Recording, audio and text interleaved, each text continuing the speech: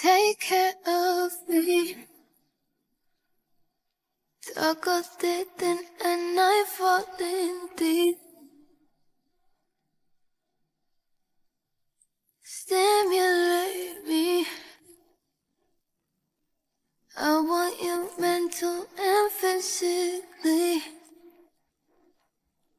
I belong to.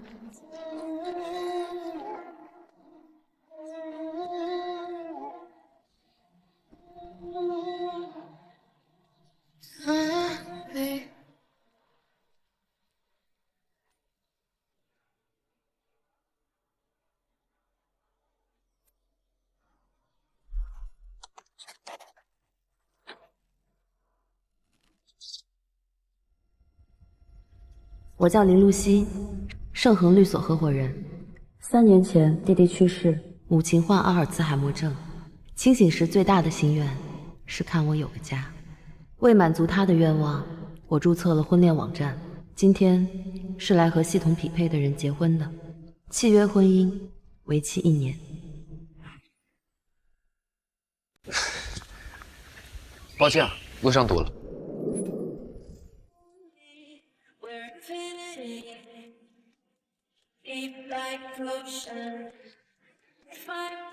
是林露西女士对吧？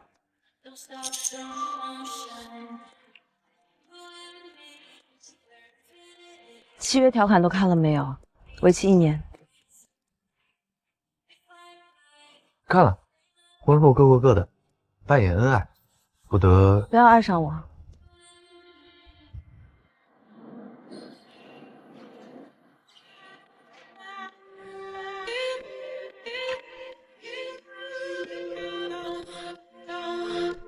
巧了，我对姐姐不感兴趣。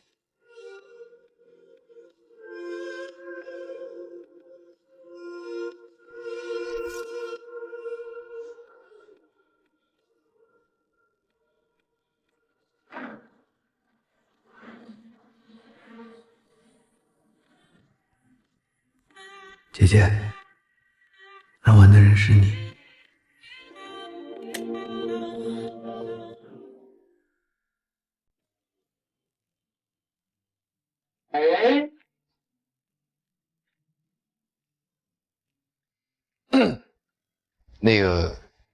那边是储物间，左边才是客房。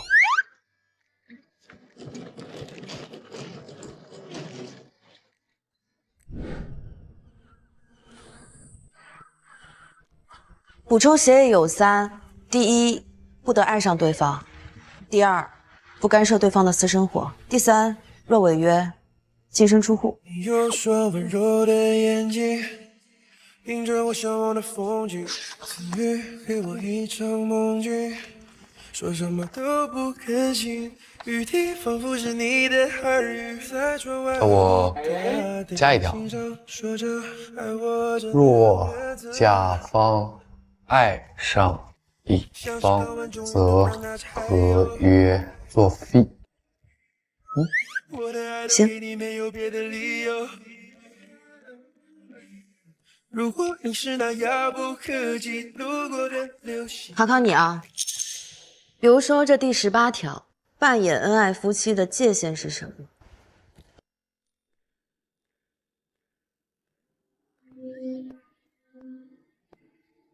就比如现在，你头发上的水快要滴下来了，我帮你擦，那属于扮演还是属于？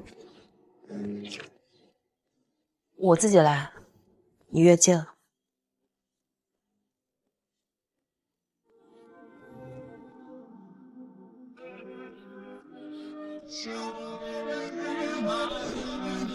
合作愉快，我的甲方。合作愉快，我的甲方。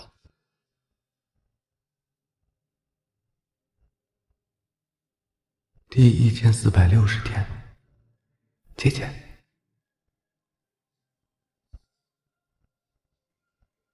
露露，姐姐结婚了，你说过会有人来照顾我，是这个人吗？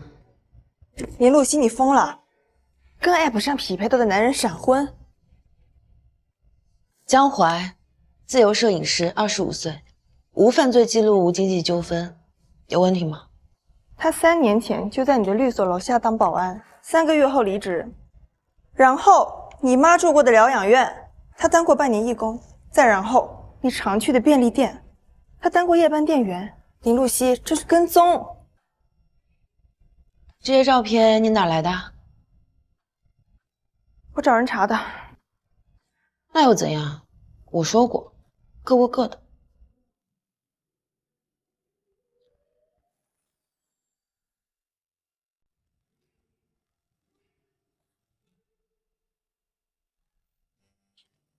来了。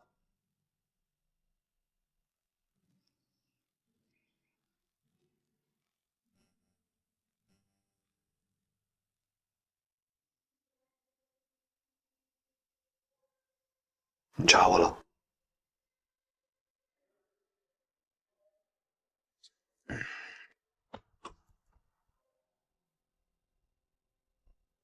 这个呢是当保安在巡逻的时候，这张是医院在做义工，这张是在做便利店店员，碰巧都在。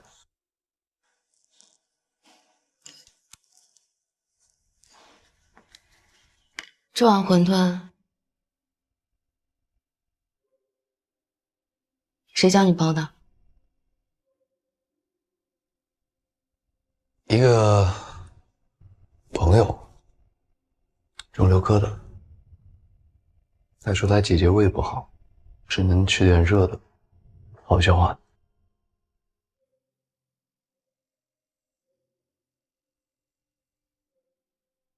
露露在肿瘤科时，我从来没有见过你。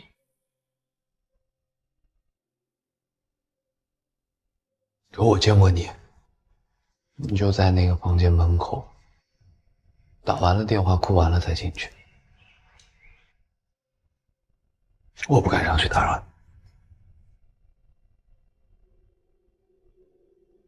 你。明天我们去见见他。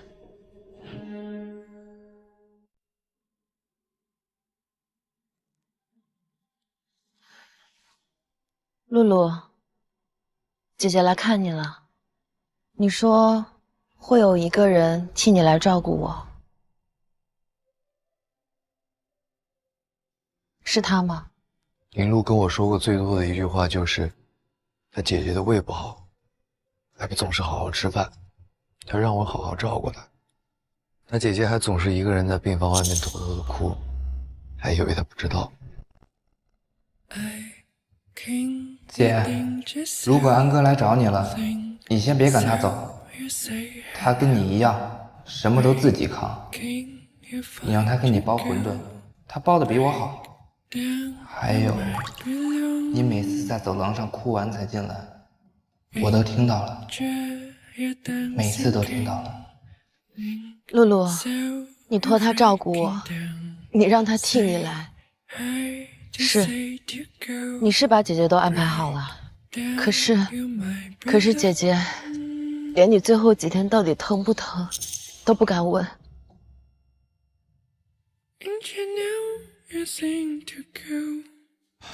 走吧，陪你去散散心。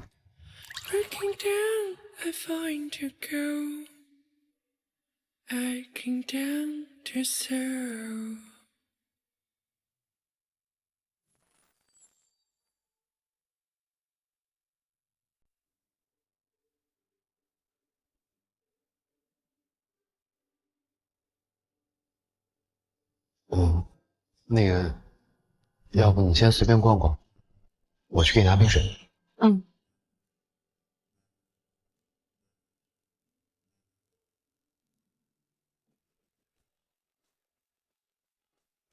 哟，美女，一个人来啊？第一次来？对。我教你啊，免费。啊，不用了。没事儿，我又不会吃了你，来嘛。哎，我又不会吃了你，怕什么？不好意思啊，我是她老公。不麻烦你。对吧，姐姐？这是什么呀？去！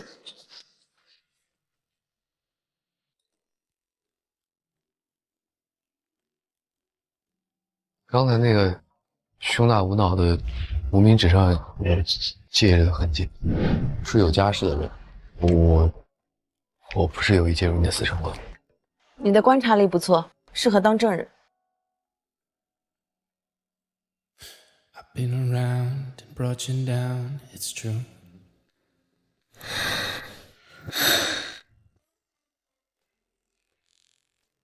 我是做姐姐的证。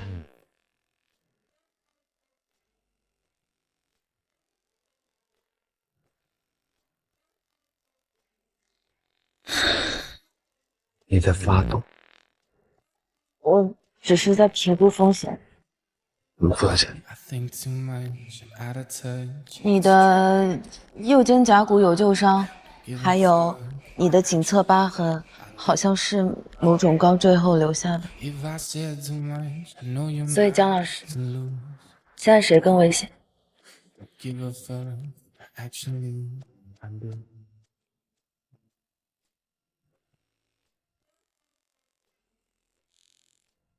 对不起，江华，你知道在法庭上什么证据最有力吗？自白。你的自白我收到了。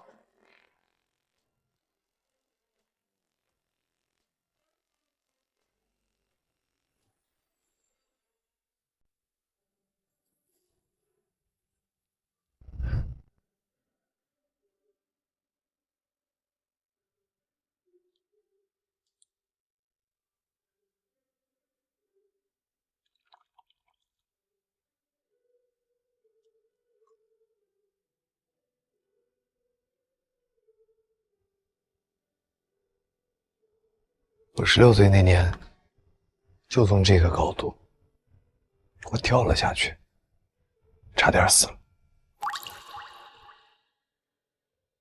所以，你脖子上的那道疤，是那天留下的。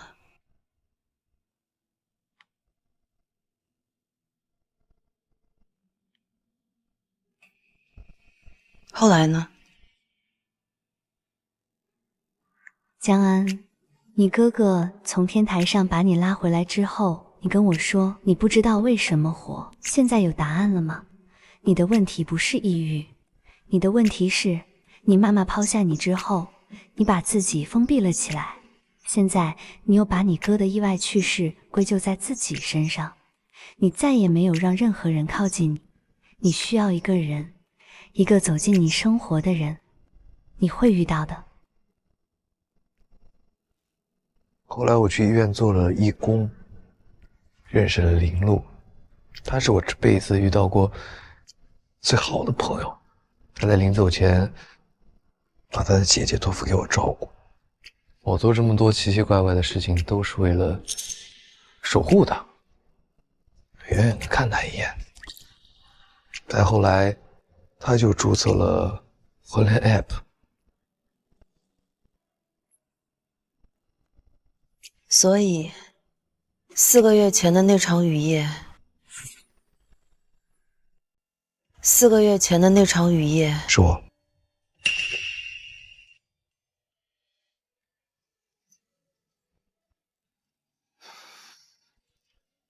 我清楚的记得那天是你弟弟的忌日，你就在那个酒吧的吧台喝了一杯又一杯，醉得一塌糊涂。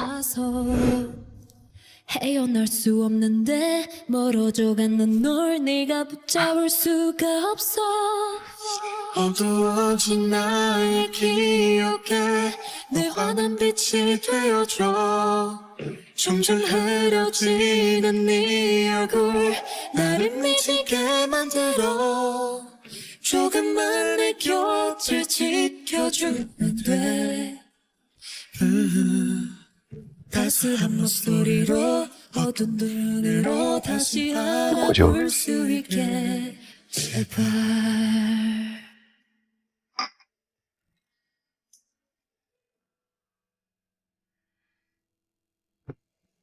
其实那个雨夜，我知道是你。我只是在等你主动告诉我。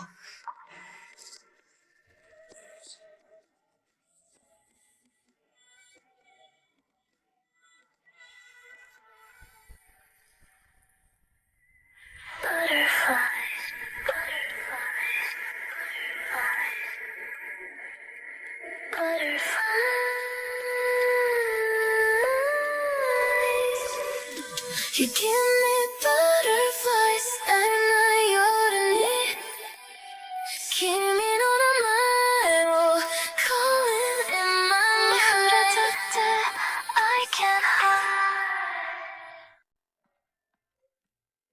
怀哥，我是周思野，你在家吗？谁呀？怀哥，怀哥。怀哥，你还记得我吗？我是周思野呀。上次你给我拍的照片好好看，可以再给我拍一套吗？他谁呀？啊，这个叫什么周思什么来着？忘了，一个网红，上回我给他拍过照片。怀哥，他谁呀？我是江淮先生刚领证的合法妻子，他最近不接私单，他的所有商业合作由我全权代理。管这么多？忘了做自我介绍，盛和律所合伙人林露西，也是江淮先生的常年法律顾问。律师管得住男人，你管得住自己的人？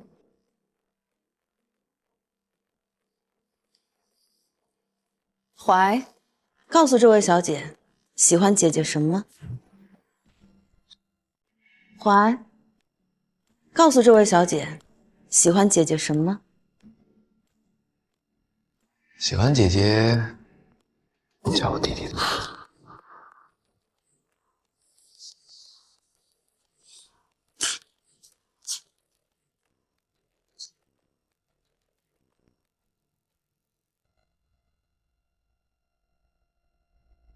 喂，张总，你们机构最近是不是在签一个网红叫小野，本名周思野？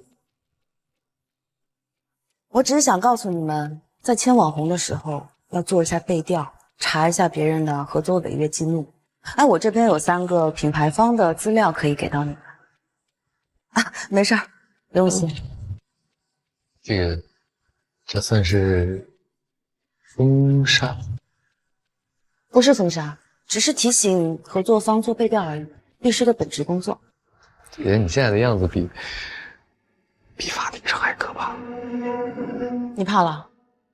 怕了。哎，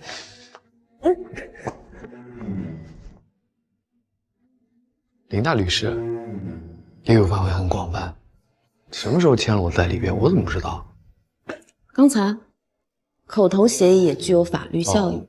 那代理费按标的额分成。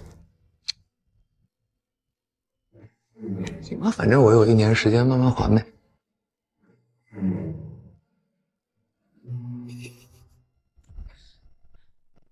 喂，律师协会，我要投诉。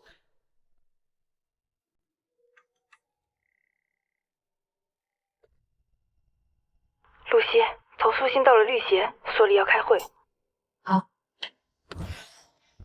露西，投诉人质疑你丈夫身份不明，动机可疑，可能存在不正当的金钱交易，所以在调查清楚之前，我们建议你停掉手中的案子。请委员会给我一次解释的机会。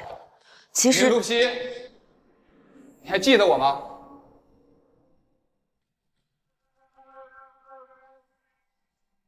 我记得你，你是我当时一个离婚案的当事人的被告。林露西，当律师的果然好记性。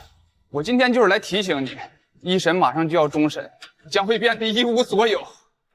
你害我倾家荡产，妻离子散，你感觉很好玩吗？我要再提醒你，抓紧让我老婆撤诉。这取决我当事人的意愿，我只是他的代理律师，我得听他的。那要是这样，谁也别想活！哎，兄弟，冷静一下，冷静一下，这不关我俩的事。你别冲动，冷静。保安，别冲动，保安，快叫保安，快叫保安！林露西，在法庭上从来不会发抖的女人，现在抖成这样了。只要人还活着，总会有机会的。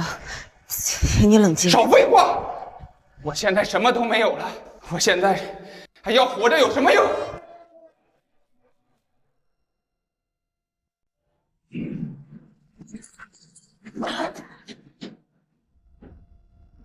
是水，不是硫酸。保安呢？保安呢？江华，我和你拼了！江华，江华，就是他，把他给我带走！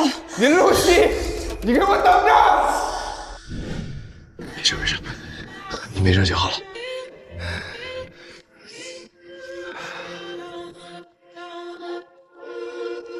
我的履历、社保证明，投诉信上说我身份不明，我现在人就在这里，有什么问题不要问他，问我。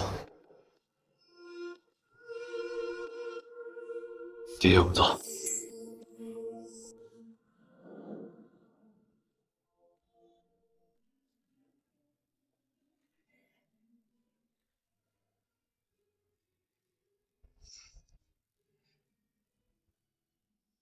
看来这律师也是个高贵职业啊。江华，我打赢过上百场官司，可是那种官司，我这辈子都不想再打第二次。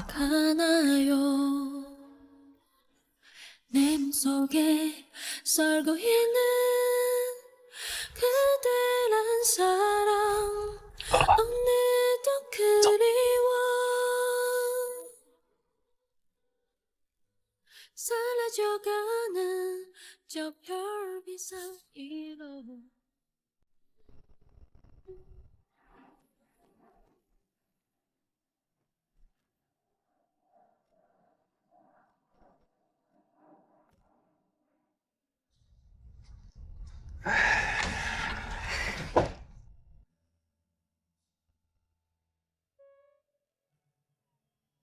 怎么突然想到带我来这儿？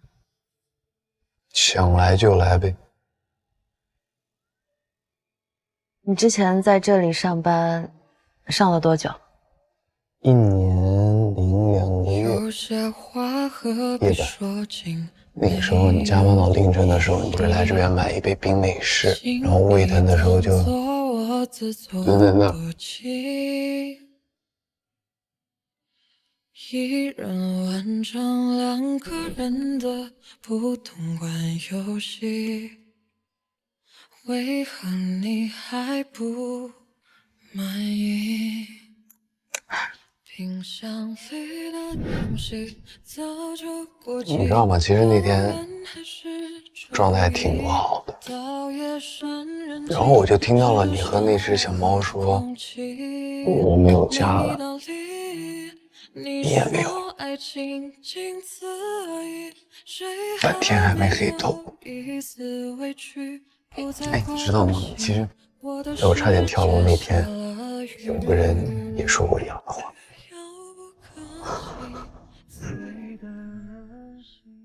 在我差点跳楼那天，有个人也说过一样的话。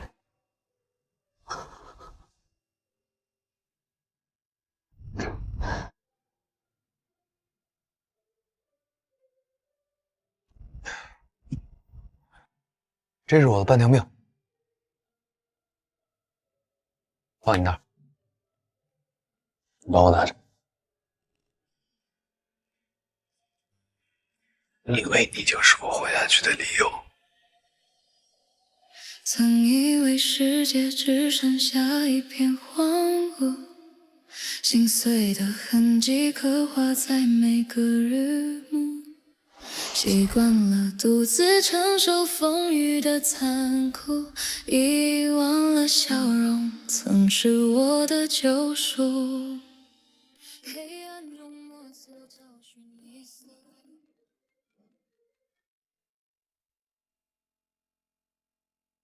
喂，露西，你让我查的事儿，林路的病历少了一页，纸质档案被人抽掉了，电子档案的访问记录也被人删过，档案室出入登记本上，你弟弟去世前1周，唯一一次非工作时间调阅档案的是程玉白。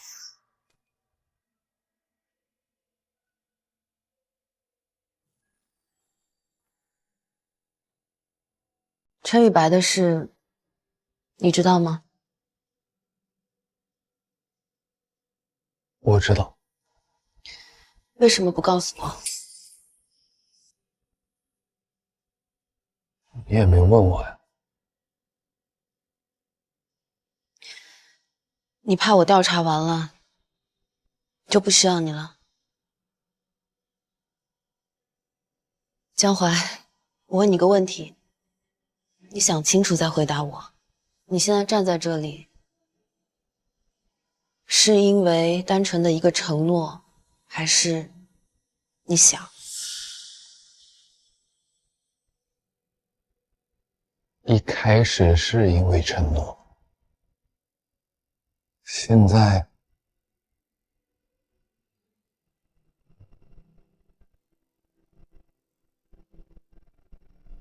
从什么时候变的？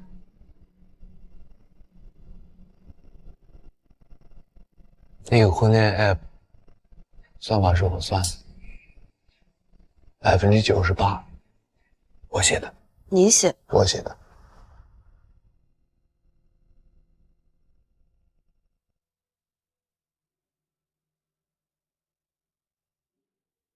江淮，这枚爬山扣我先收下了，明天带你去见我妈。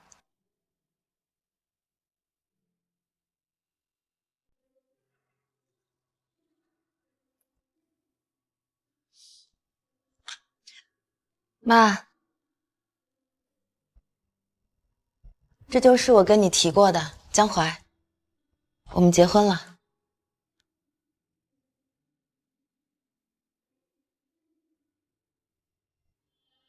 阿姨，安仔，你怎么说了这么多？你那个时候推我去花园，太阳好大，你说晒黑了就不冷了。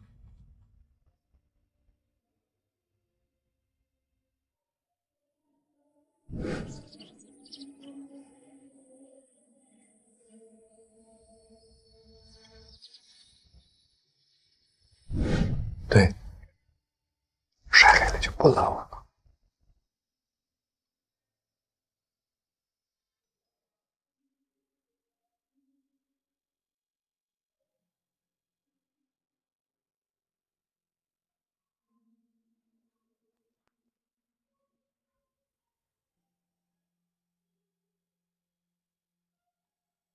阿姨她怎么会知道我那个名字啊？可能是你之前做义工的时候告诉他的吧。妈比我记得更清楚，她只听过那个名字1次，从我弟嘴里。陪我去散散步吧。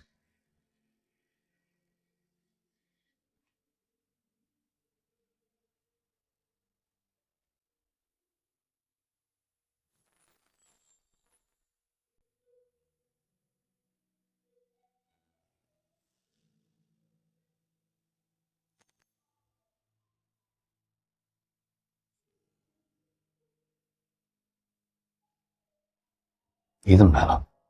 我来看望一位老朋友，没想到在这儿遇见你。这位是我的妻子。你好，我是傅晶。林露西，我知道，盛恒律所的合伙人。安仔，妈妈想和你聊聊。我叫江淮。傅女士。我这一次回国就不走了，把基金的总部迁到上海来。跟我有什么关系？有关系啊，我是你母亲。我妈死了。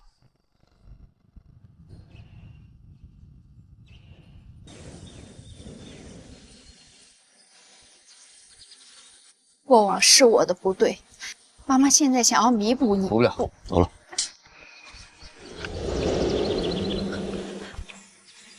江淮，安仔，我不是求你原谅，我是来还的。江淮，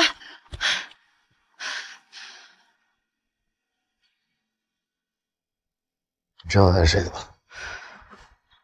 知道，投资 JVC 女王苏静。你12岁那年，她离开了你，再也没有回来过。还知道什么别的吗？我还知道什么不重要。江淮，这是你给我的，你说这是你的半条命。现在他在我这里。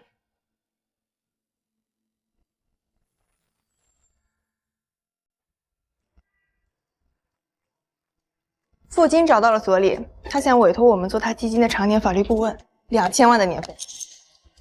推掉。那可是2000万。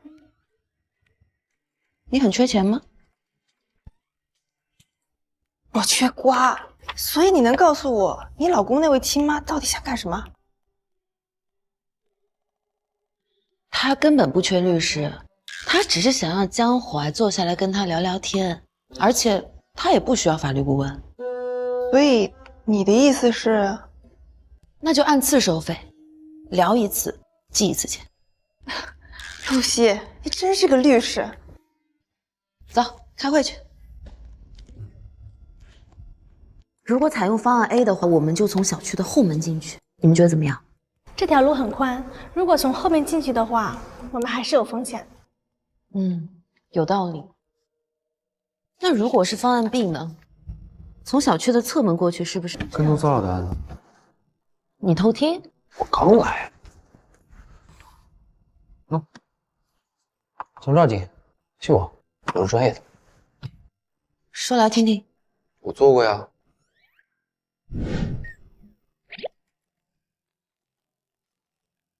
不是跟踪啊，就是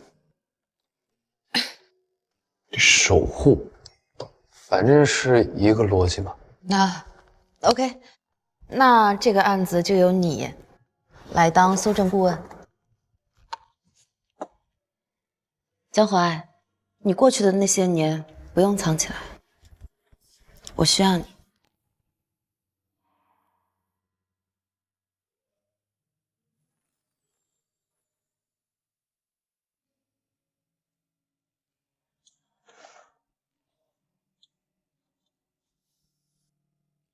你一般要等多久？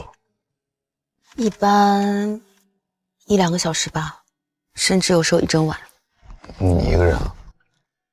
婉晴会陪我，但她熬不了夜。那你一个人害怕吧？有点儿，但现在有你了。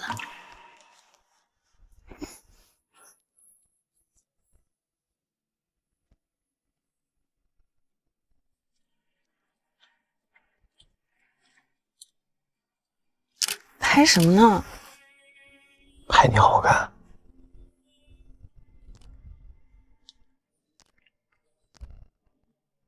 我看看。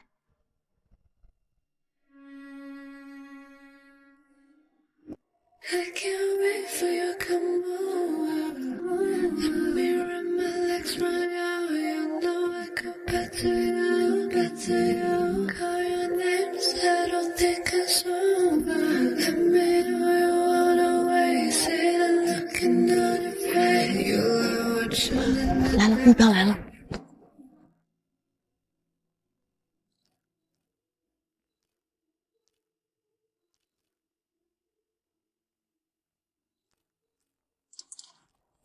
拍到了吗？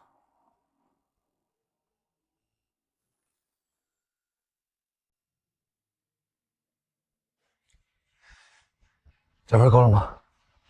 够了，够出律师函了。来，我看看。有这么多呢。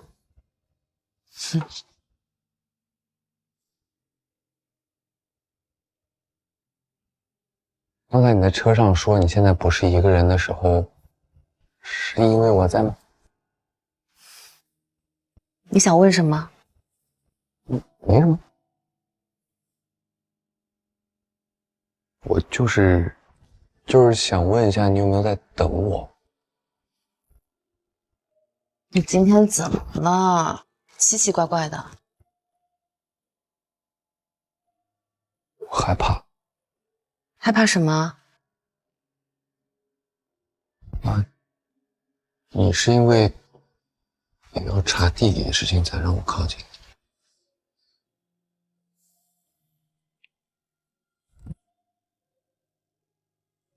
我查我弟弟是我一直在做的事，让你靠近和这件事情没有关系。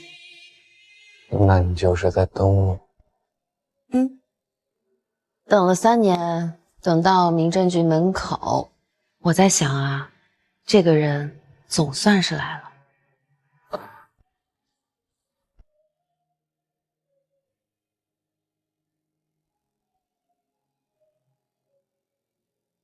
就是想让你知道，不管你是不是因为要查弟弟的事情才让我靠近你，我都会坚定地站在你这一边。我知道。我到这边。走喽。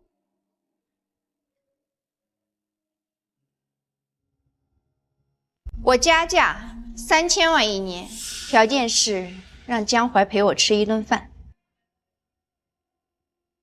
傅女士，我们这里是律所，不是中介，不代理私人关系。那就当是风险评估。我的儿子和一个来历不明的女人闪婚了，我的资产需要评估风险，请你林律师以一个律师的身份提供一份风险报告，题目是林露西不是为了钱靠近我儿子。傅女士，我想你搞错了。首先，江淮已经年满18周岁，他不是你的资产。如果你真要咨询，我们可以按收费标准，每小时8000。你真不怕我查你？说起查，我比你更早查过我先生。你查过他？全面调查，婚前。那你知道他以前的事？我想，应该比你知道的多。傅女士，我最后跟你说一件事，在江淮12岁的时候，你离开了他，你从此再也没见过他哭。你还记得当时在学校门口他给你拍的那张照片吗？他一直留到现在。你知道他藏着这张照片的原因是什么吗？他只是想记住他妈妈长什么样子。所以你觉得3000万1顿饭能弥补得回来吗？傅女士，我想我先生缺的不是钱，缺的是一份迟来的道歉。林律师，你赢了。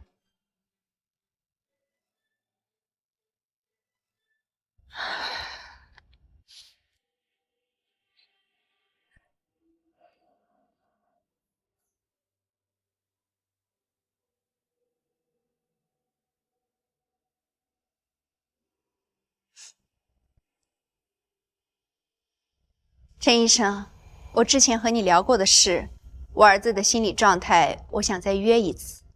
傅女士，江淮的心理评估我可以做，但有个前提，您需要让我提前接触他的生活圈。他身边有一个律师，叫林露西，你认识吗？认识，很早就认识。那你应该比我更了解。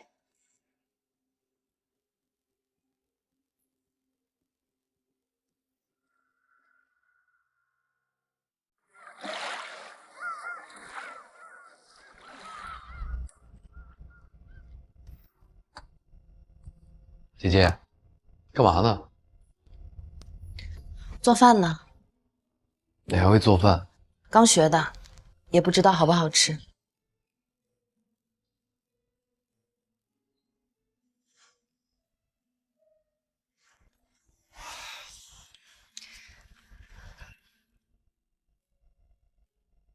怎么样？好吃吗？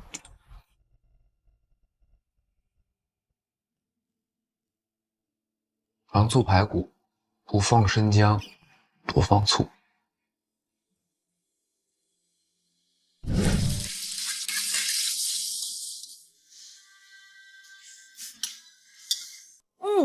糖醋排骨，不要姜，多放醋。好，饿了啊。那天你妈叫安仔，应该不是乱说的吧？我16岁以后，知道这个名字的只有一个，林路。你妈不会知道的，除非有人告诉她。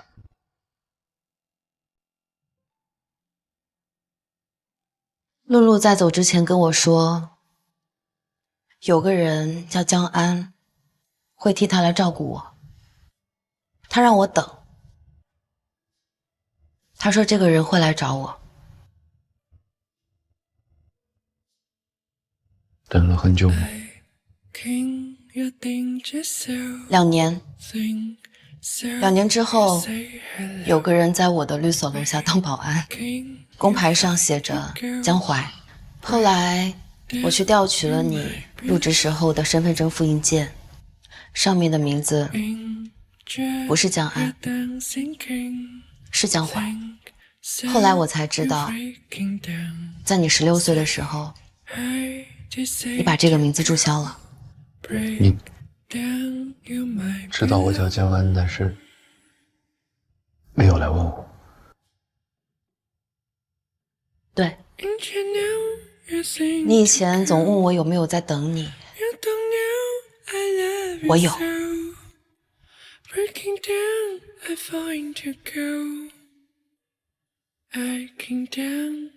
再不吃就凉了。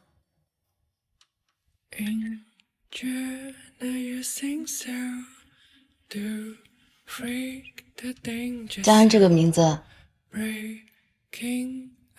很好听。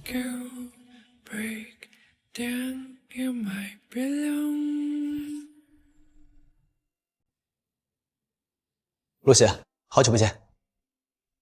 你今天约我来有什么事儿？没事就不能约你出来了。怎么说，我也是露露的主治医生之一，关心她姐姐也是应该的。拿铁加燕麦奶。你知道我的口味，这不是关心，是了解。了解不好吗？了解是信息搜集的结果。你知道我下班会几点回家，你知道我去便利店会喜欢喝什么样的咖啡。陈宇白，你知道的太多了。露西，你这是在审我？我只是在陈述事实，和露露有关的每一个人我都会查，你也不例外。那你查到什么了？总有一天我都会查到的，只是时间问题。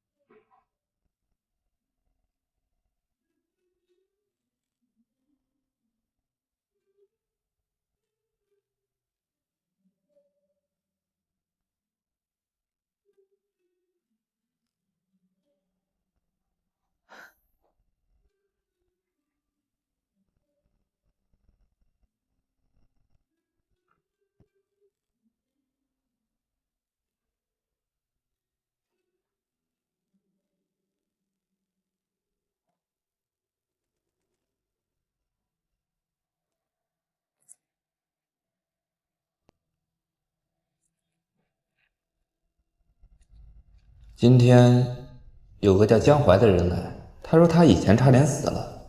我问他为什么没死，他说有人告诉他天还没黑透。我跟我姐也说过这句话。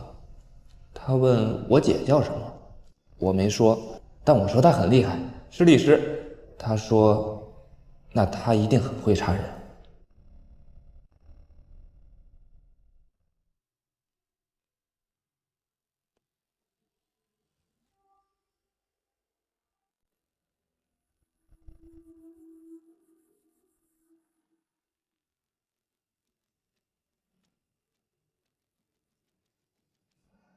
我让护士姐姐帮忙接热水，她加班的时候胃疼，喝热的会好一点，但她总是不喝，说忙忘了。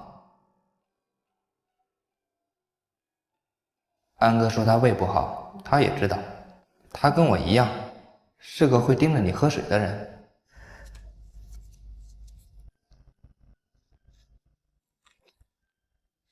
露露，你走之前到底给姐姐藏了多少东西？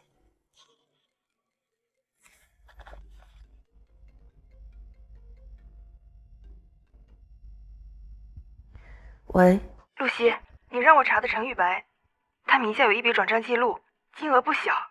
接收方名字我不认识，但我查了那个名字的关联人。说，那个人的表哥是之前给林露送药的。发给我。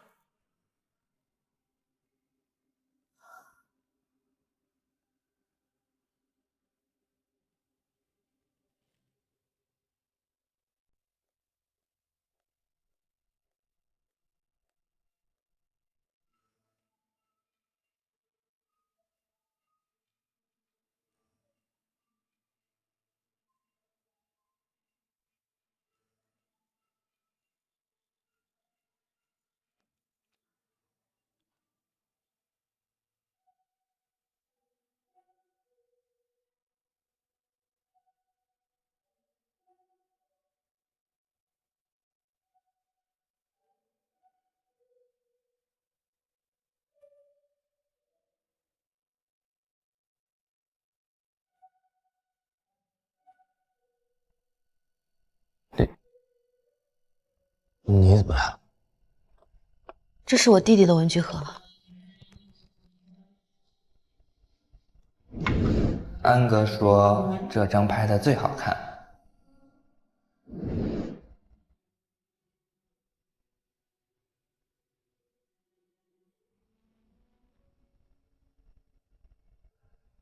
安哥，这是我姐最好看的一张，你拍的她。等我走了，你替我把这张给她。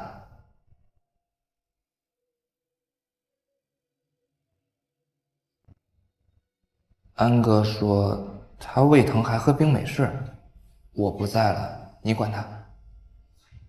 安哥，你别站那么远拍，近一点，他不会发现的，就算发现了也不会生气。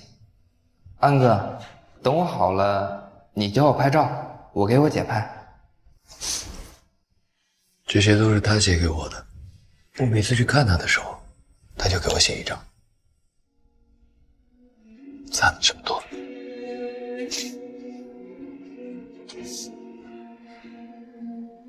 他从来没有跟我提过这些。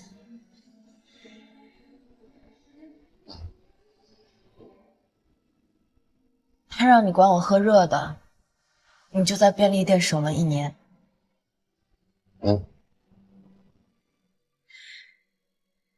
他叫你把最好看的这张照片给我，你为什么不给我？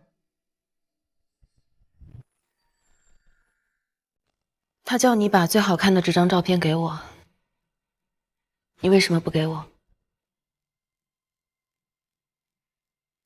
江淮，他只是托你照顾我，但是他没让你喜欢我，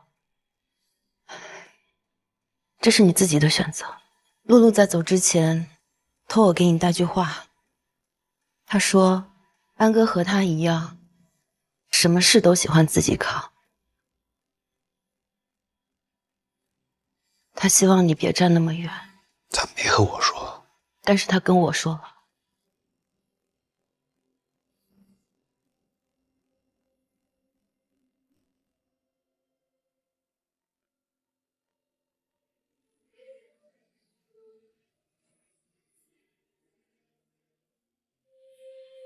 你是我唯一的偏爱，是我所有原则的例外。我的心只为你一个人敞开，想为你挡下所有的伤害。我的爱不说出来，他们说爱要权衡利弊，才不算爱得太过卑微。可我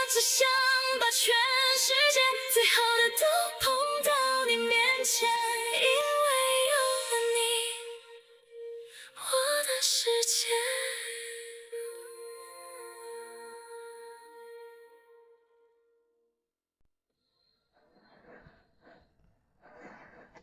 孙平，药商代表，之前在公司内部被通报过一次，通报后离职，说是私底下联系医生推新药，现在开了一家小型医疗器械公司，地址在郊区。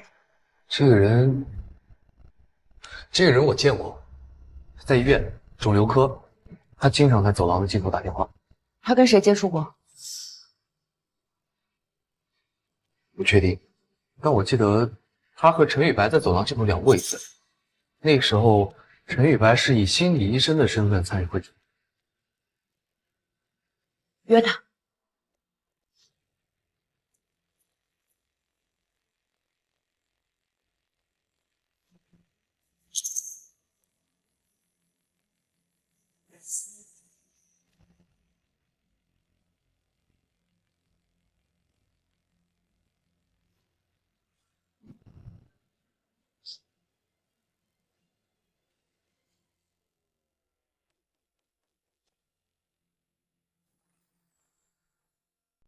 这是什么呀？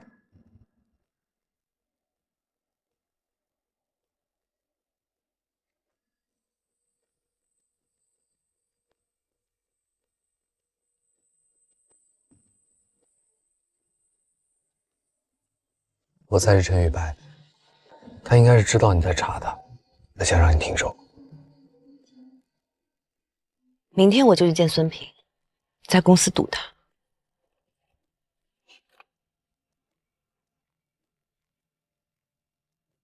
你一个人去啊？生意人嘛，白天戒备心强，我一个人去，他可能只会把我当律师。是啊，你是律师，你不是警察，你没有执法权。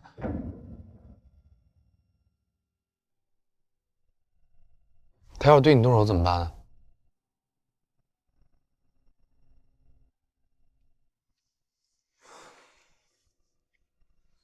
你总是这样，什么事都一个人搞。从你弟走的那天开始就这样。你查他3年，什么都不跟我讲。你妈住疗养院的钱，你一个人挣，就连你差点被停职你都不告诉我。你总是说想要一个人在你身边，但你其实连身边的那个位置都从来没留出来过。我只是不习惯。那就从现在开始习惯。明天我陪你一起去，我在车里，我上去。可是没有什么可是。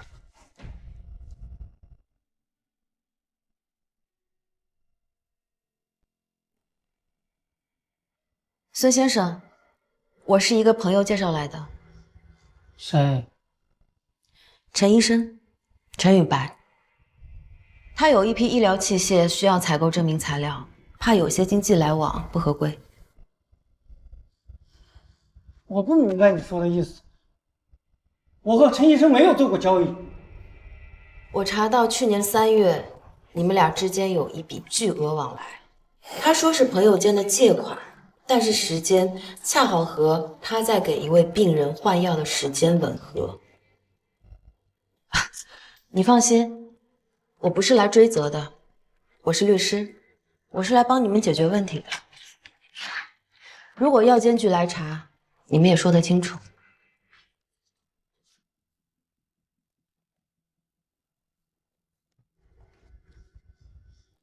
你说的那个病人，他是谁？林璐。那个不是我，是陈医生要的药。他说那是他导师的课题，我只是给药，我也不懂那药是什么作用。说清楚，是谁换的药？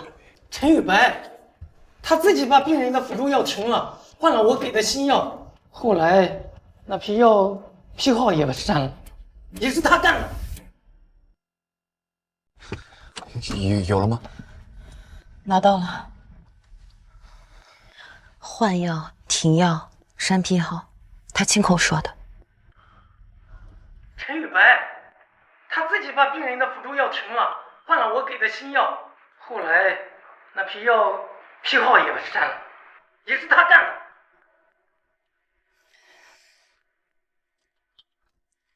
你说的对，一个人真的扛不住。你现在不是一个人了。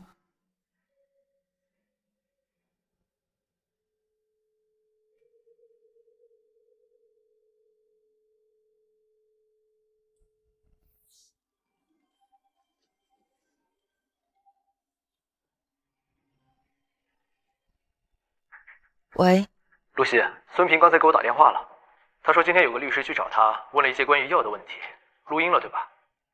啊，没关系，你查你的，我只想说，云露走之前托他照顾你，我没做到，但他做到了。是陈宇白，他知道我拿到录音了还打过来，什么意思？他不怕。说明他早就准备好了。看来孙平这条线得加速了，他可能会比我们先动手。那就追。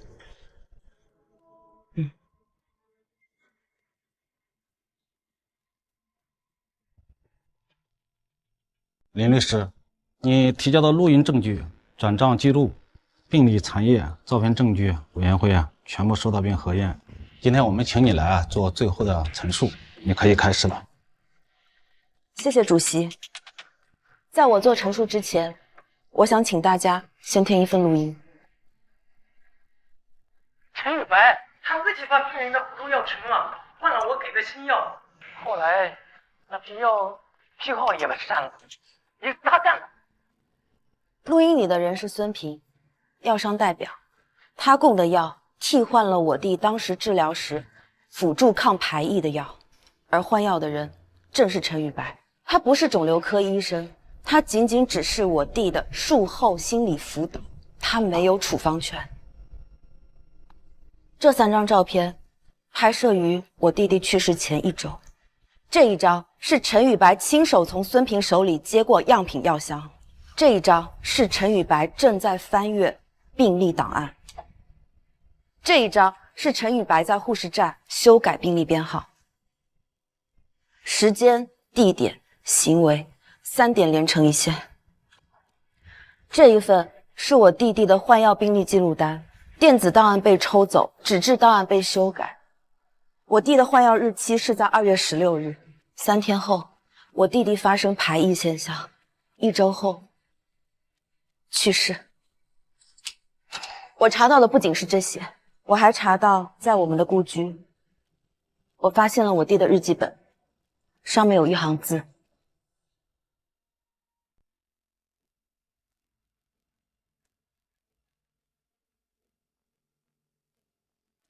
林律师，你陈述的事实部分，委员会已记录。还有一个程序性的问题，你是否主张陈宇白的行为构成故意？我主张，因为这不是他的失误，而是他明知道新药没有通过临床验证，没有执药权，却依然要换药，所以我恳请委员会立刻开启对陈宇白医师执业资格的审查，并移送司法机关。我的陈述完毕。委员会收到你的全部证据和陈述，现在休会讨论。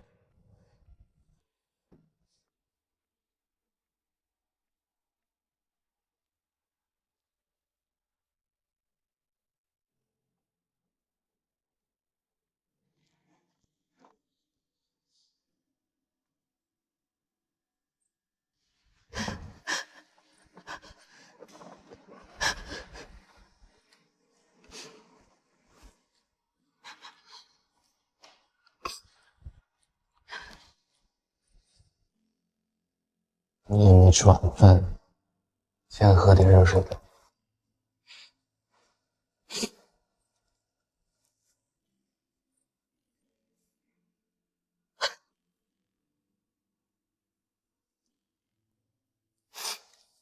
以后不管是庭审还是听证会我都会在。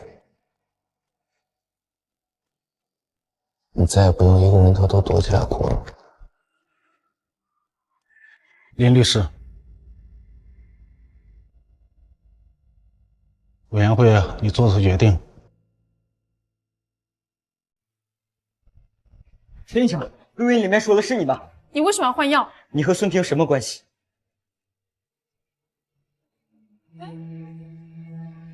江北医院医生因违规操作致患者死亡，律协已启动审查程序，我们会根据实际情况进行后续调查。欢迎露西。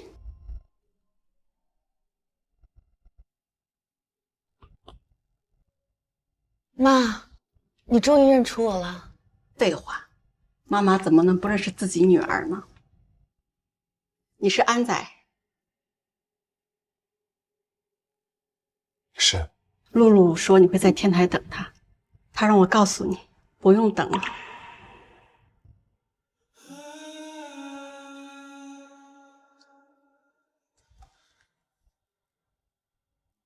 他还说什么了？他说：“妈，我知道我姐怕冷，我给她找了一个人，他叫江淮。露露走的时候不疼，真的不疼。她说姐姐结婚了，还说……妈，露露还说什么？你是谁？我要找儿子！我找儿子！我要找儿子！妈，我要找儿子！找儿子！妈，我要找儿子！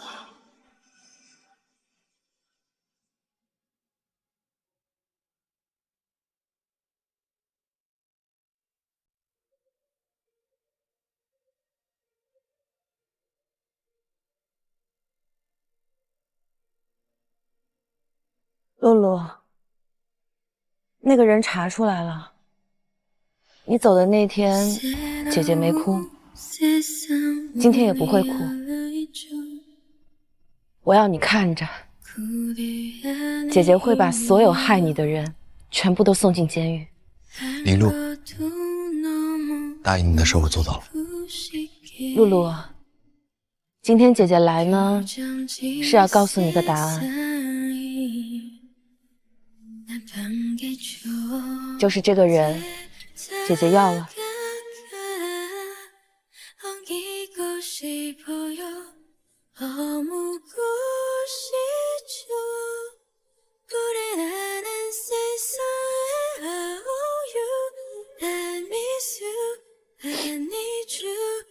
走吧。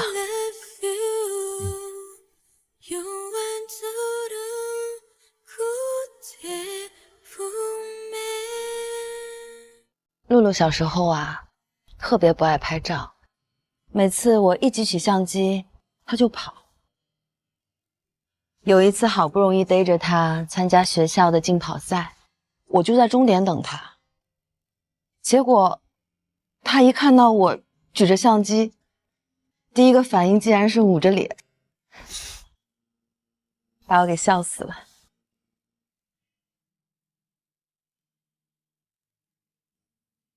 后来，那张照片搬家的时候弄丢了，再也找不到了。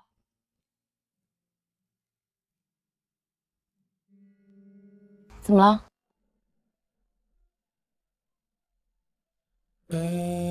又拍？你看这边，看这边，看这边。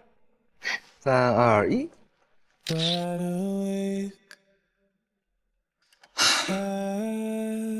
这就是最后一张了。最后一张？嗯。摄影展最后一张我一直不知道放什么，这个就很好。那这张照片就叫陆影于熙。为什么？陆是我，熙是你，影是你等了我3年，我藏了3年，以后我不用再藏了。摄影展你会来吗？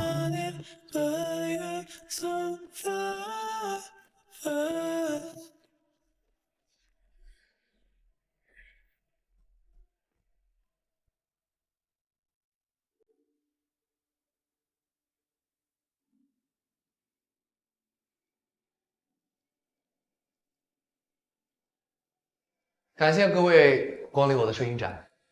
在介绍这些照片之前，我想跟大家讲一个故事。在我16岁那年，家里遭遇了一些变故，我走上天台，想结束自己的生命。那天我遇到了一个陌生人，一个阿姨，她告诉我说：“往上看，天还没有黑透。”我被救下来了，我开启了第2次生命。但我还是很迷茫，我找到了心理医生。心理医生告诉我说，我需要在我的生命里去寻找一个支柱，去寻找我活下来的意义。我就去了医院，做了义工，认识了一个人，一个我第2次生命中最好的朋友林露。可惜他走得很早，在他临走之前，他交代我，他拜托我，让我照顾好他的姐姐。他的姐姐叫林露西，也是今天这个摄影展的唯一女主角。因为这一句承诺，我守了她整整3年。在这过去的3年里面，我出现在她生命里的每一分钟。我在她经常去的便利店里面做过店员，我在她公司楼下当过保安，我还去她妈妈在的那个疗养院做过义工。因为这一句话，我守了她整整3年。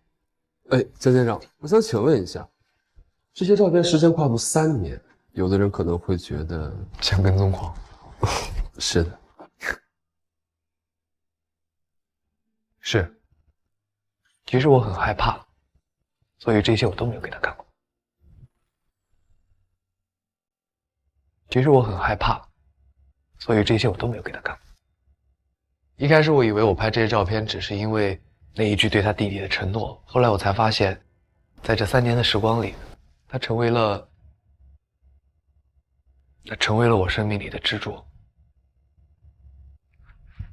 就那天，他在便利店的门口对着一只流浪猫说：“虽然你没有家了，但往上看，天还没有黑透。”我想跟他说，我想和他有一个家。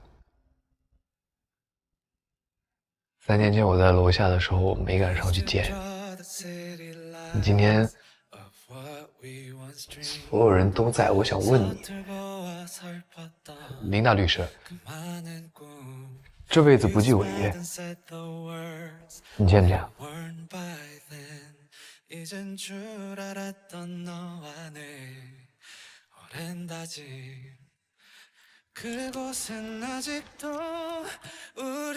这一半也给你，我的这条命早就在你那儿。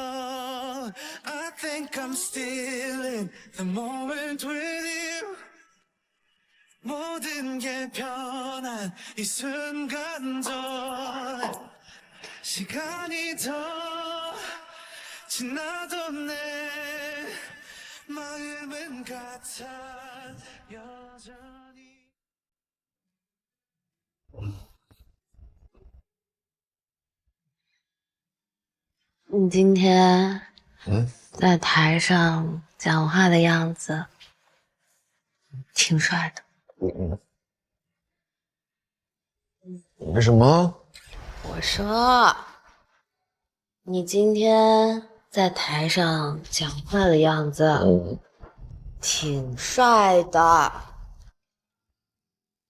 那你怎么不签啊？你怎么不签？我签了，这儿我签。甲方调戏乙方，乙方不服可以上诉。乙方拒绝上诉。乙方拒绝。乙方强制执行。强制执行。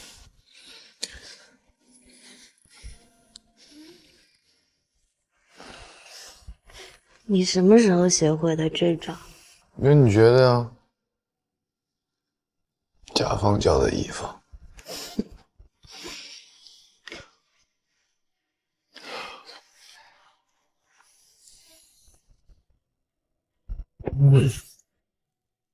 明天睡醒了，记得是谁先主动的。我主动。我主动。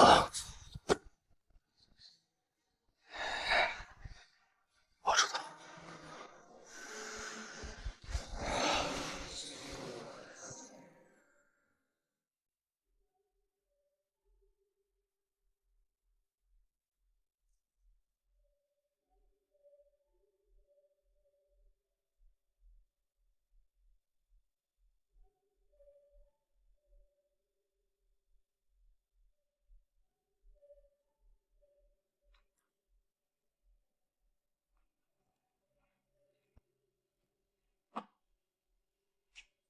找到你了。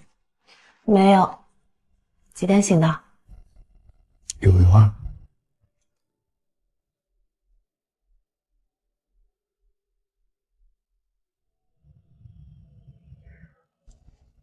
你紧张什么？没紧张。你脖子都红了。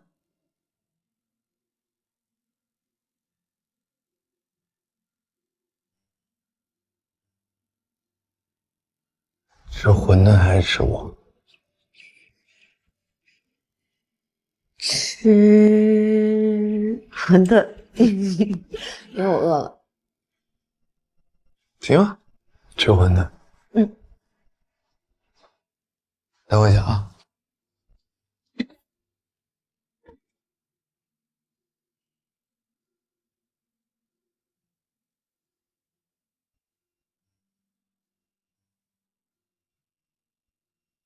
来，尝一尝。啊。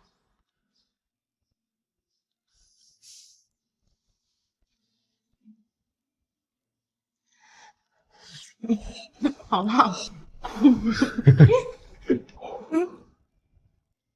换了馅儿。新配方，新生活。你也吃一个。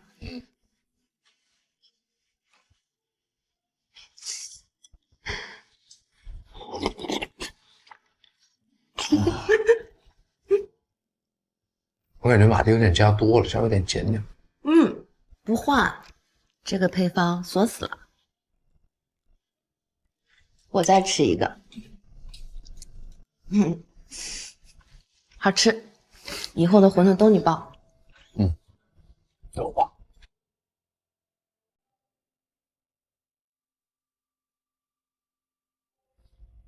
这个给你。什么东西啊？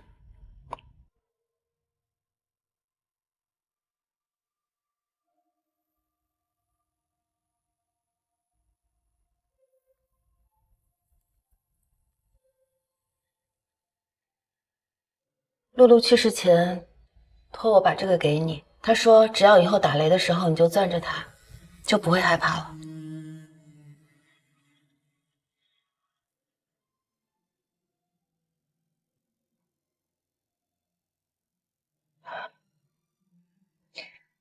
他在肿瘤科那大半年，我每天下班都去看他，每次他都说：“婉晴，明天你别来了。”但是我第二天还是会去看他。他每次看到我，都开心的像个孩子。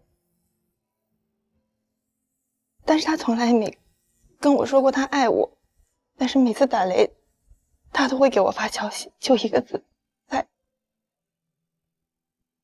其实啊，露露她不是不爱你，她只是不知道如何爱你而已。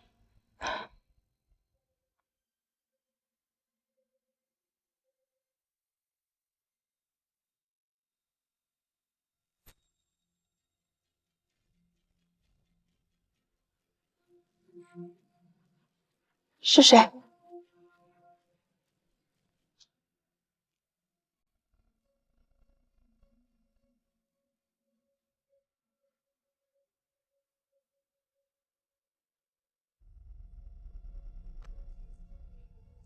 你还是来了，我以为你不会再来见我。你说医院还有人，所以我来了。你知道那批药怎么流向医院的吗？我一个人做不到，是有人提前打开了系统，修改权限。说清楚，那个人是谁？肿瘤科副主任沈志明，他管审批权限。孙平拿药，我开处方，我们3个人各拿1/3的责任。我跟你说这些，我的罪并不会减轻。我之所以告诉你，是因为你是林璐的姐姐。林璐死之前跟我说过一句话，说她姐姐是律师，什么都查得到。没错，你确实什么都查到了，但你是好人，我不是，我从来都不是。沈志明我也会查，他们一个都逃不掉。林露西，我能最后再问你一个问题吗？你爱从未。林露西，我从来没有想过害她的性命，但我害了她，这件事情我这辈子都还不完。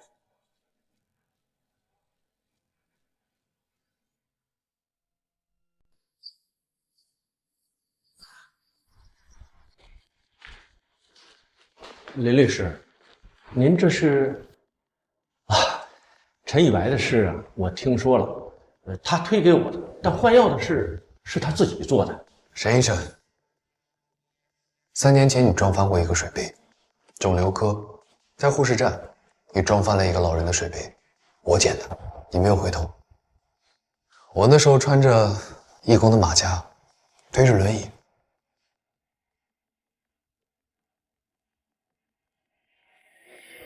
捡杯子是我拍的。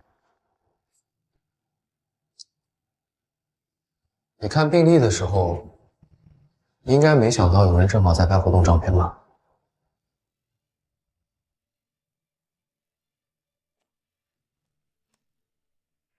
我叫苏婉晴，林璐的女朋友。她在肿瘤科那大半年，我每天下班都去。每次见到你，你都对我笑。现在我才知道，你笑的时候，她已经换了你批的药。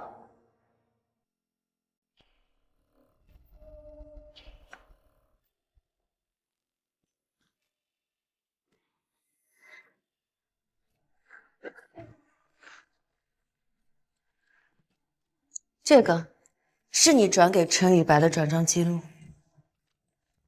这个是你亲自签名的采购申请单。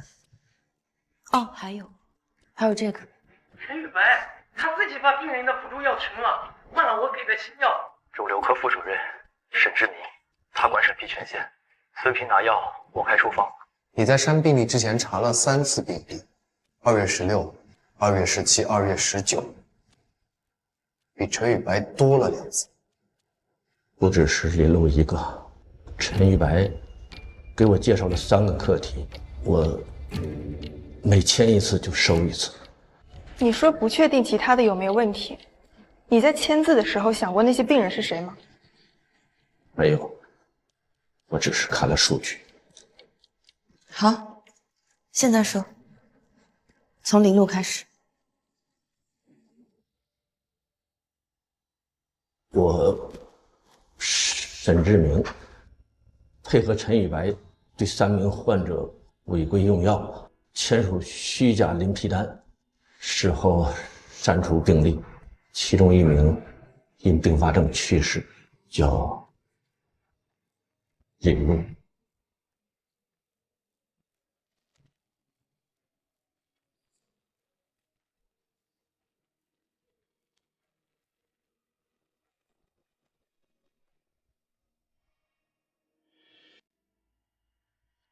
他说没看名字的时候，我想把戒指摔他脸上。他没看，有人替他看了。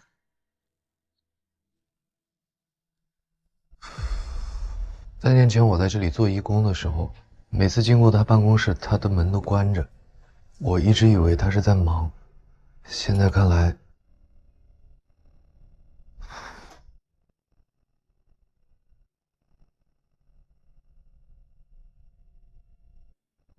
我和露露说，等他好了，我们一起去看极光。他说好。挪威，极光。好，那就一起。我先审订票。我什么时候说要带他了？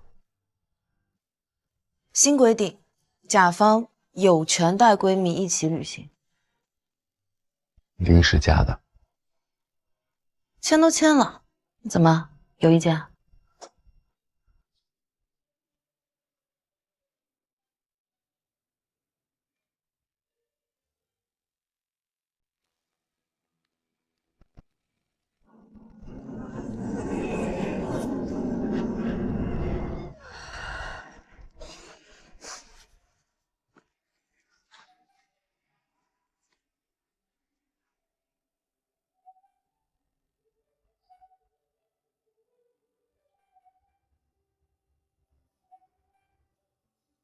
冷不冷？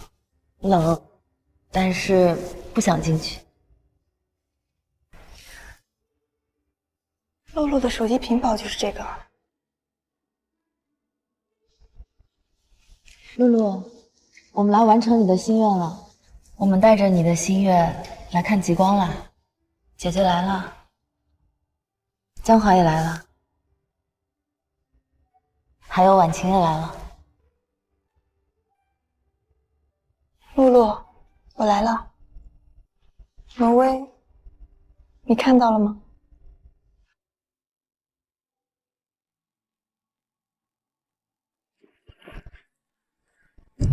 来，来，看我，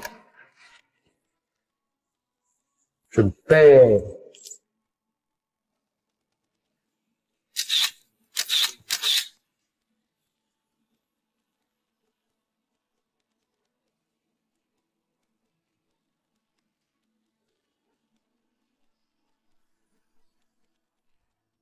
拍的真好，好好看。那你们俩国人世界吧，我一个人去那儿走走。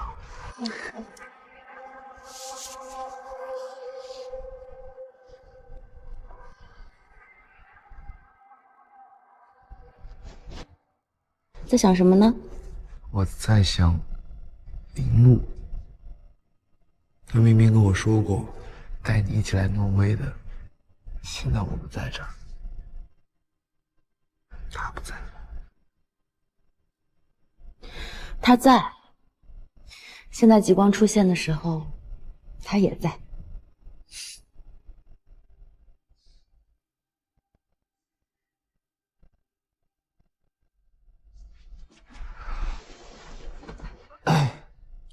姐姐，我有东西要给你。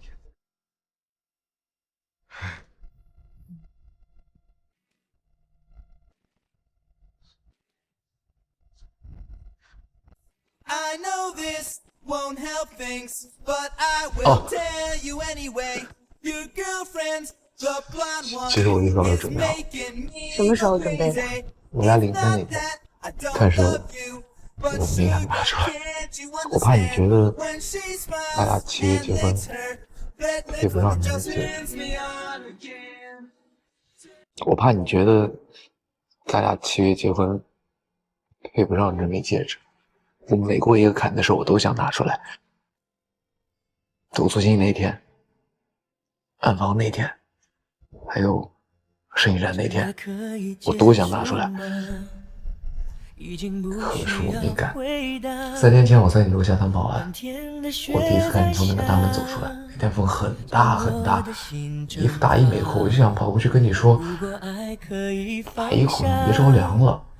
可是我也没敢，我这人确实是不太会说话。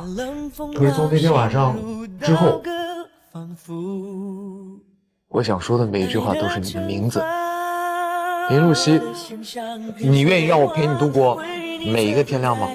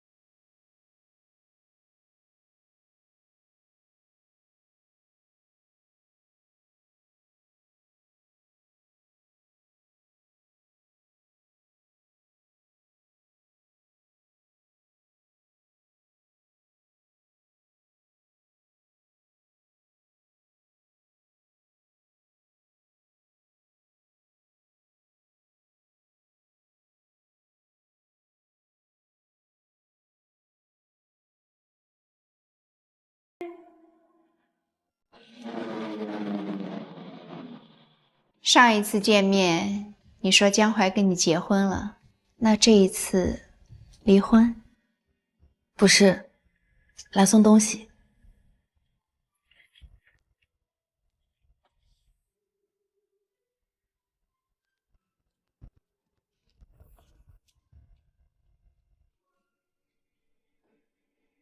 你怎么会有这张照片？在他的相册里发现的。傅女士，我今天来呢，不是以律师的身份，我是以他太太的身份。他16岁之后，再也没有让任何人接近过他，也没给自己过过生日。你觉得我能做什么？11月7号，他的25周岁生日。我希望你可以来，他需要从这件事情里走出来。毕竟，一个12岁的小男孩等他的妈妈等了太久。或许他现在没有办法原谅你，但我相信只是时间问题。我想要的是一个完整的丈夫，他心里的结，不是谁都能解开的。当年我走的时候，跟他说妈妈出去赚钱，很快就回来。他没有哭，他就那样站在学校门口看着我，没有哭。在最该哭的时候，从来不哭。他以前不哭，是因为没有人接。他现在有人接了。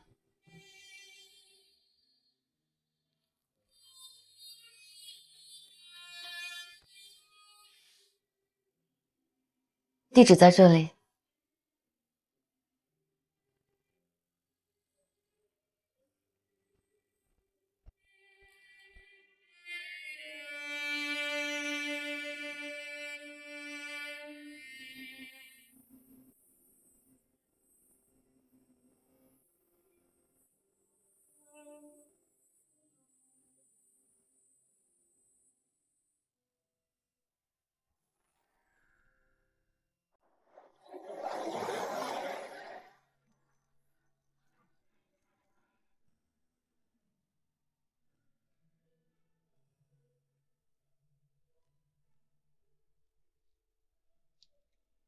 你们干嘛呢？生日快乐！我不过生日的。那是以前，现在闭上眼睛许个愿吧。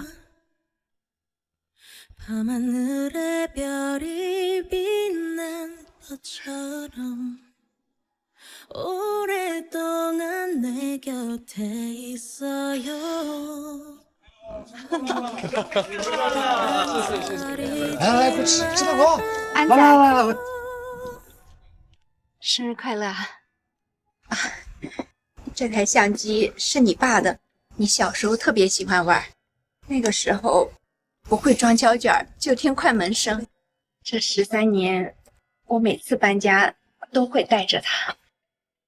现在还给你。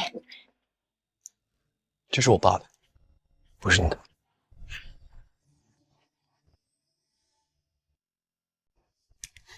这是我爸的，不是你的。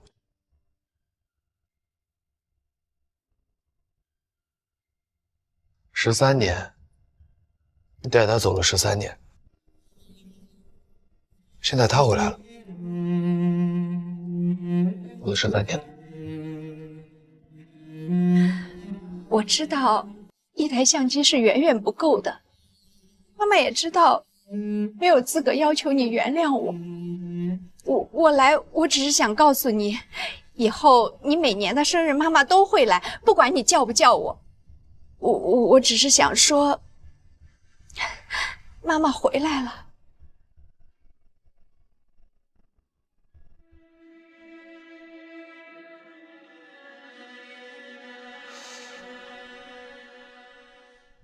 下次你记得带胶卷。好，好。阿姨，这杯酒给你啊，我们一起祝江淮生日快乐。好，是生日快乐！来来来，生日快乐！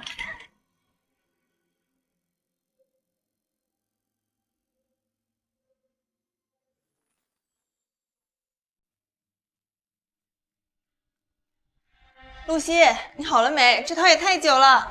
啊，马上。新郎，准备好了没？我觉得我早就准备好了，我等这一天等了3年。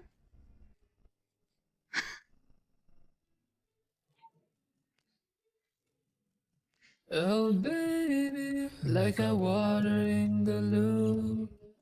I've been stuck in the truth. Dreaming how to get to you. Oh baby, 好看吗？ like I water in the loop. I've been stuck in the truth. Don't know how to get to you. 好看。来，看我。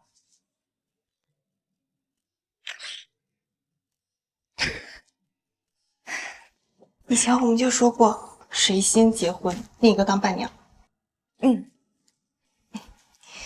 可惜我穿伴娘服的样子，他看不到。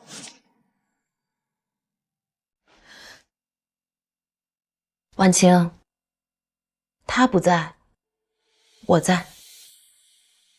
哎，你还记得我们穿校服时候的约定吗？哎，你最近的小说看到哪了？哦，看了59话，他们终于结婚了。那要是以后你结婚，你的婚纱扣子肯定不是我缝。谁先结婚还不一定。那我们说好，以后谁先结婚都要当对方的伴娘。好，盖章。还穿校服的时候我们就说过，你婚纱的扣子由我来缝。露西，从校服到婚纱，你人生的每一个重要时刻，我都不会缺席。好，那我们再拍个照。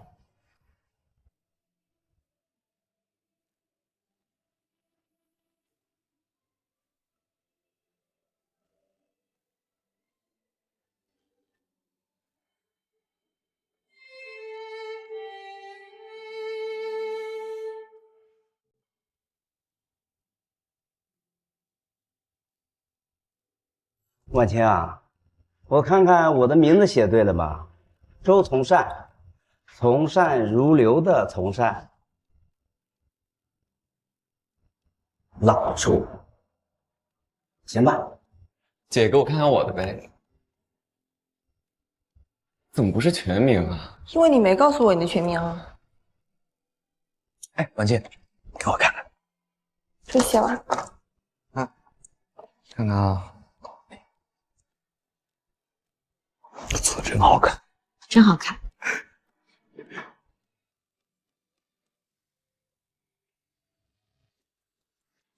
你怎么知道他会来？哎，刚才婚礼流程表都是他帮忙改的。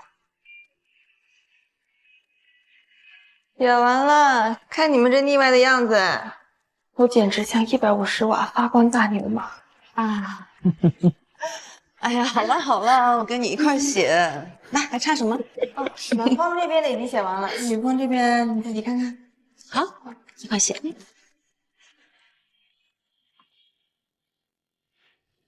江平不是意外，你哥的死亡证明被人改过。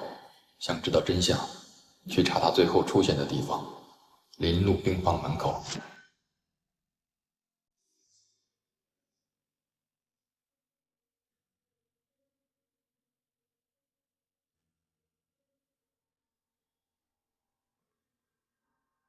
往后放。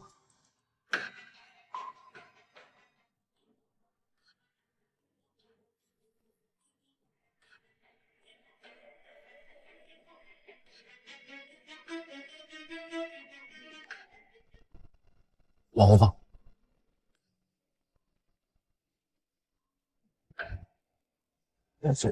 然后呢？然后他去哪了？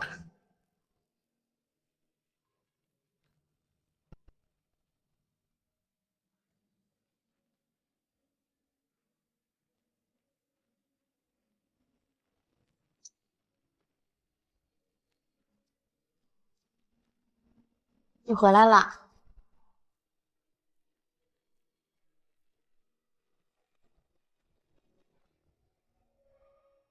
你见过江平？见过，林璐去世前一天，我在病房门口碰到他，他手里提着一袋橘子，说给露露，然后他就走了。你没跟我说过。我当时不知道他是谁。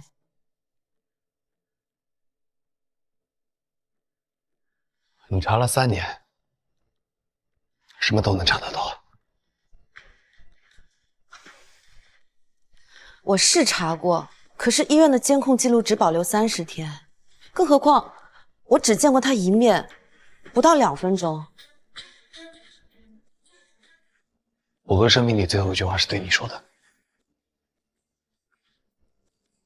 你想说什么？2个人，一个你弟，一个我哥。你在病房门口接完我哥给你的橘子以后，我哥就死了，你弟也死了。你说我想说什么？江华，你什么意思啊？我再说了，我们分开一段时间。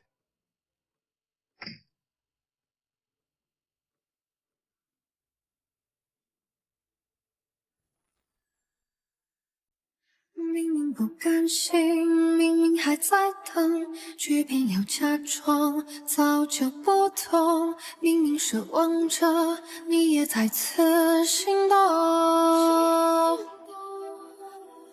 越美好期待，越容易落空。承认我不配，分到更轻松。有些爱与毒，只有自己才懂。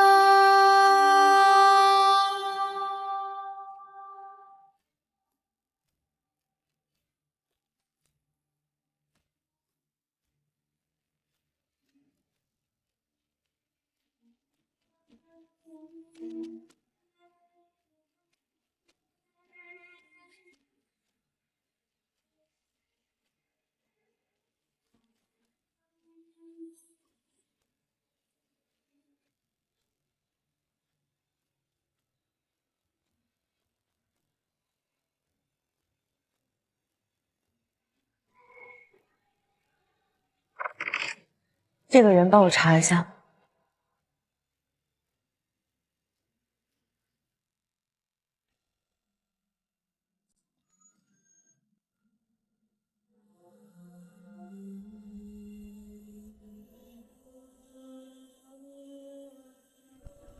你怎么回来了？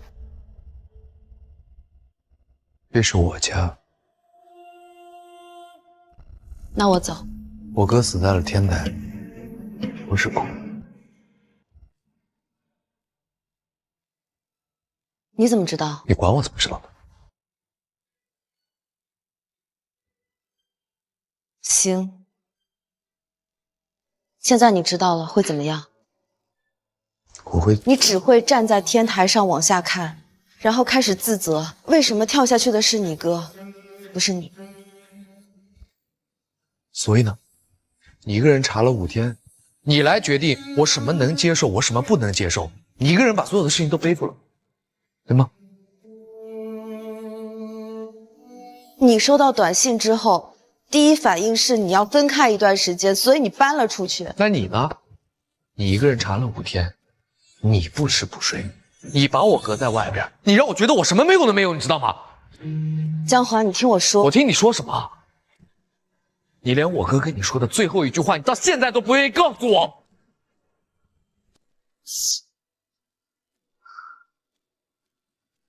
好，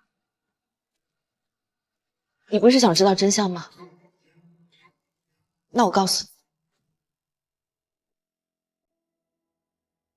你，你哥的死确实不是意外，害他的人正是陈宇白和沈志明，但具体情况我还没有查清楚。我不告诉你是因为我害怕你知道了事情经过之后你会想不开，我害怕你出事，我害怕失去你。你哥在医院跟我说的最后一句话，江华，你知道是什么吗？他说：“安仔，好好活。”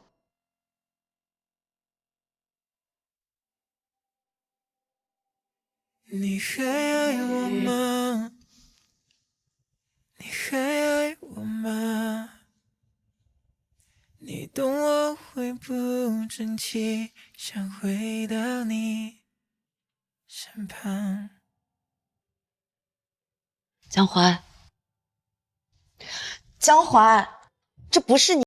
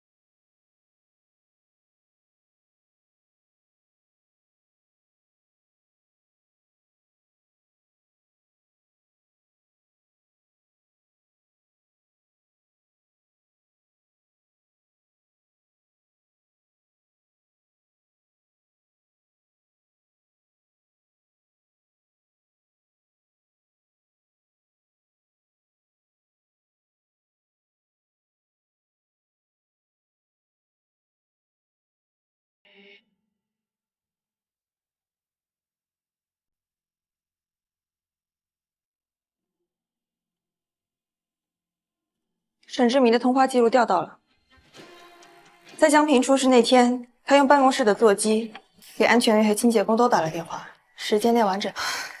再加上陈玉白之前的供述，沈志明破坏安全网，陈玉白在现场，两个人一个也跑不了。提交公安，沈志明和陈宇白追加故意杀人。好。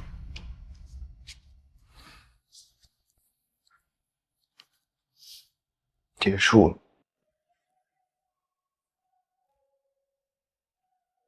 都结束了。林大律师厉害呀！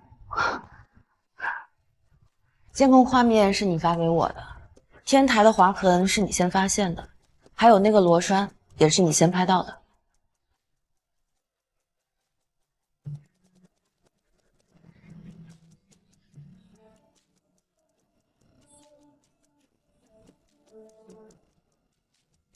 不，你今天还没发完呢。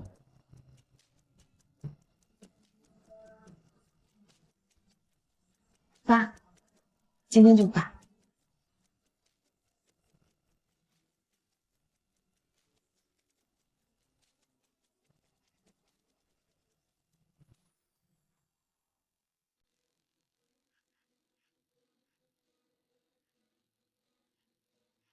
好，交换戒指完成。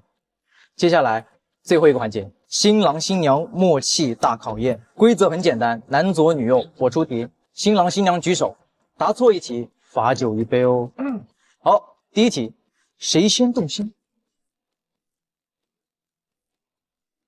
不对哦，各罚一杯。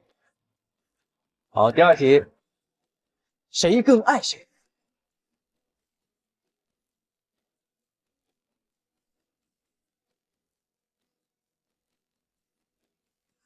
第三题哦，谁说了算？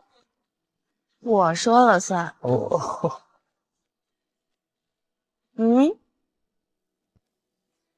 哎，这题不算啊，新郎改题，这题得罚酒啊。罚酒，罚酒。那这样，如果你们刚才那杯酒啊想不罚，你们必须得展现一点你们的小才艺吧，默契的小才艺是不是？来，音响师，我们放一下音乐好吗？好，鼓掌，掌声在哪里？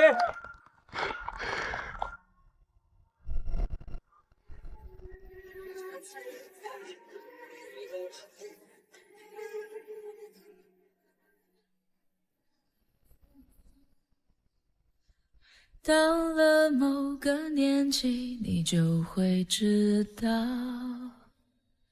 一个人的日子真。